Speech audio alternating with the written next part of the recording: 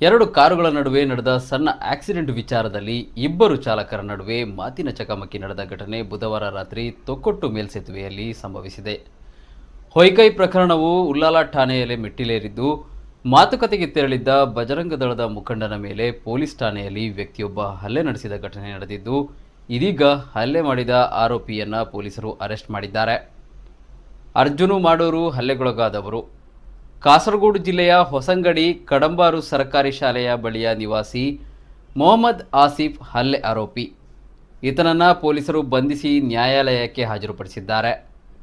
ತೊಕ್ಕೊಟ್ಟು ಮೇಲ್ಸೇತುವೆಯಲ್ಲಿ ಬುಧವಾರ ರಾತ್ರಿ ಕುಂಪಲದ ಶರತ್ ಮತ್ತು ಕೇರಳದ ಇಬ್ರಾಹಿಂ ಖಲೀಲ್ ಎಂಬವರ ಕಾರುಗಳ ಮಧ್ಯೆ ಅಪಘಾತ ಉಂಟಾಗಿತ್ತು.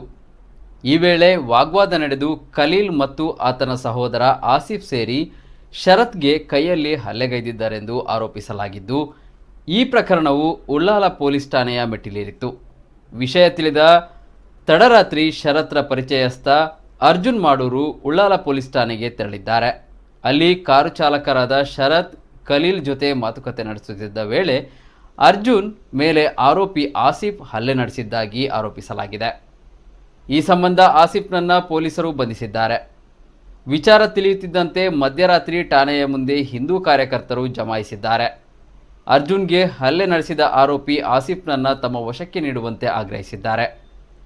ಸ್ಥಳಕ್ಕೆ ದೌಡಾಯಿಸಿದ ಡಿಸಿಪಿ ಸಿದ್ಧಾರ್ಥ್ ಗೋಯಲ್, ಎಸಿಪಿ ಧನ್ಯನಾಯಕ್ ಅವರು ಠಾಣೆಯ ಸುತ್ತಲೂ ಬಿಗಿ ಬಂದೋಬಸ್ತ್ ಏರ್ಪಡಿಸಿದ್ದಾರೆ. ಠಾಣೆಗೆ ಭೇಟಿ ನೀಡಿದ ಬಿಜೆಪಿ ಜಿಲ್ಲಾಧ್ಯಕ್ಷ ಸತೀಶ್ ಕುಂಪಲ, ವಿಶ್ವ ಹಿಂದೂ ಪರಿಷತ್ ಮುಖಂಡರಾದ ಗೋಪಾಲ್ ಕುತ್ತಾರ್ ಅವರು ಆರೋಪಿ ಆಸಿಫ್ ವಿರುದ್ಧ ಕಠಿಣ ಕ್ರಮಕ್ಕೆ ಆಗ್ರಹಿಸಿದ್ದಾರೆ.